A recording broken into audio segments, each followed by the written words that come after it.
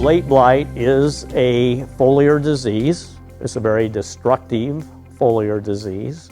So late blight is the disease that caused the Irish potato famine, the death of about 1 million Irish, another 1.5 million or so to emigrate. If you have the host and you have the disease in the environment, then essentially the disease can develop in any area. So the disease will sporulate, meaning that it will make spores. Those spores become carried by the wind to adjacent potato fields. So when growers are scouting for late blight, they'll want to go look for any area of the field that stays wet longer, whether it be the center tower of a pivot, or maybe along a main line, anywhere where the plants stay wet for extended periods. First, the lesions are actually very inconspicuous, right? They're just a very small dot. If you look at the bottom of that leaf, it will have a cottony white growth. And then the lesions just continue to expand and coalesce, take down the whole plant if it's untreated.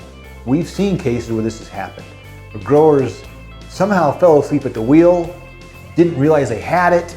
They have this huge dead spot in the field. This is a real occurrence.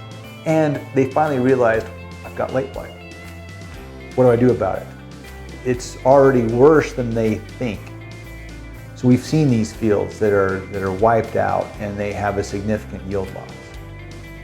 If they try to store those potatoes and the potatoes become infected, you really can't cure an infected potato.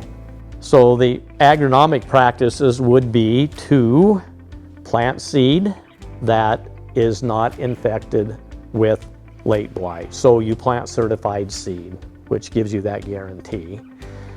Secondly, destroy your coal piles early in the season. And then the last thing would be then to control volunteers in your rotational crop. It's not really a true fungus. It's almost more like a little water mold or more like an algae. Because it's not a true fungus, there's not as many options. There are still a lot of options for managing late blight. Bear Crop Science has one that's one of the strongest on the market, and that is the active ingredient propamacarb. It's a group 23 fungicide, and it's marketed under the trade name of Premature Flex.